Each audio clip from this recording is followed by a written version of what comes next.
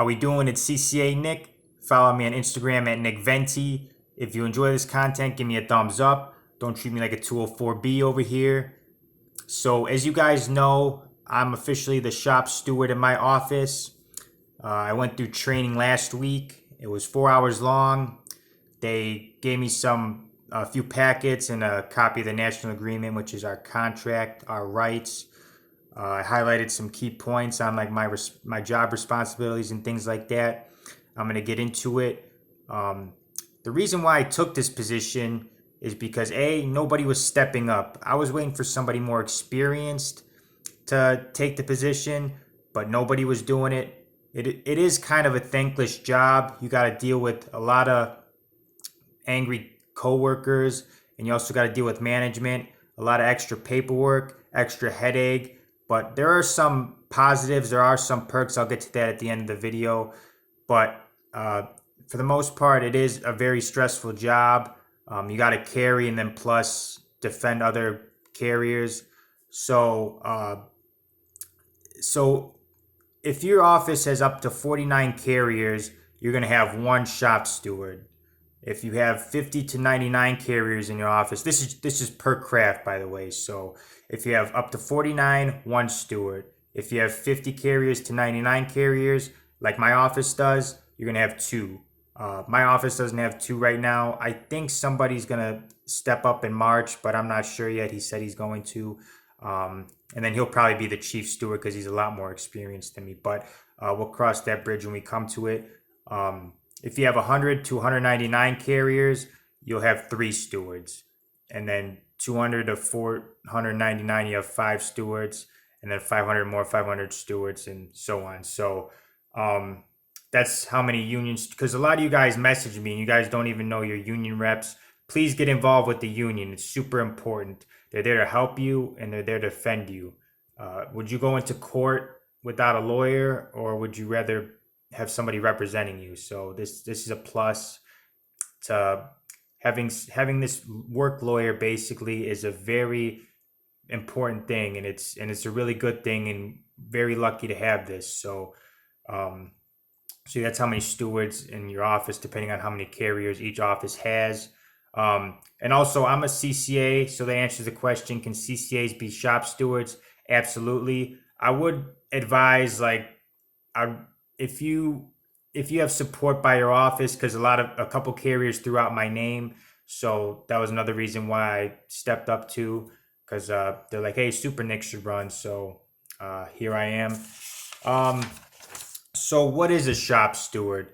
A union shop steward is a letter carrier in your station who has been appointed or elected by the union to represent all letter carriers in your work location.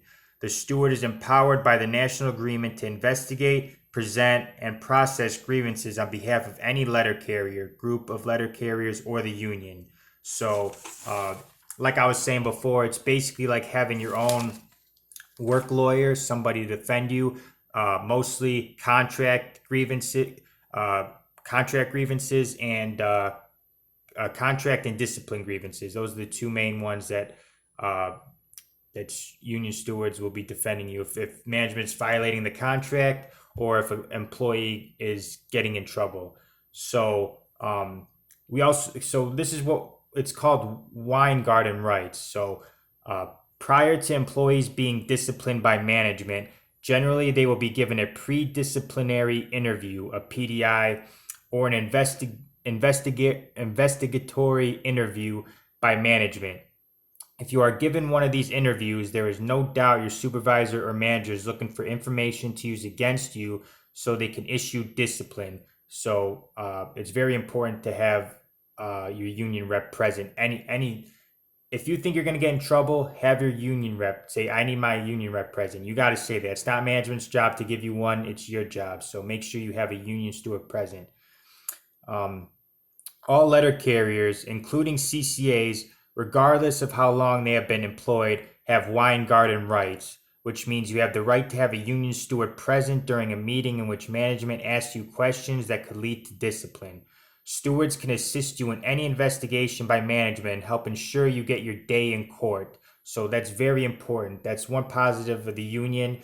You have a lawyer, you have you have somebody there to defend you. So that's very important. If called to a meeting with management, U.S. postal inspectors or an office of inspector general agent, read the following statement.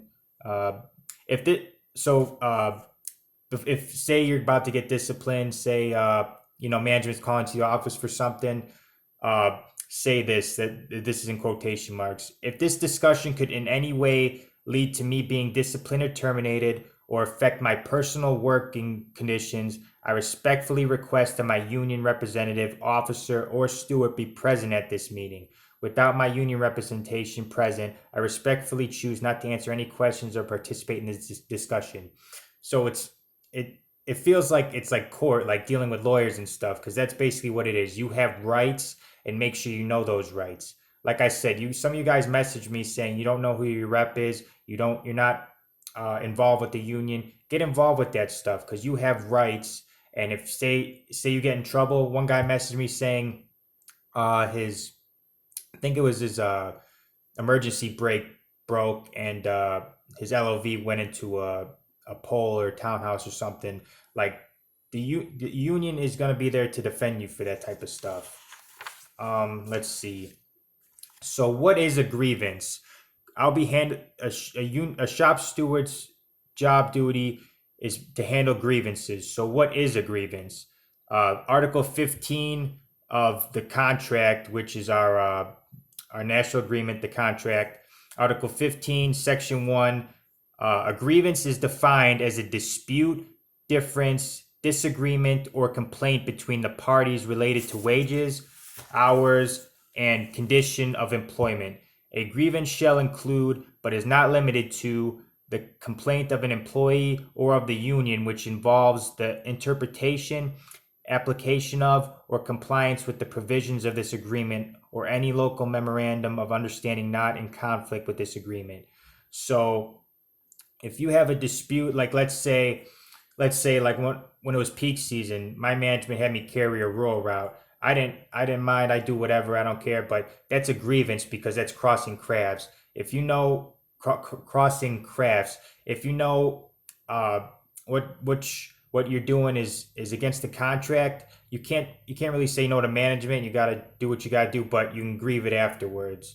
So make sure you know your rights, and I'm gonna let you guys know your rights too.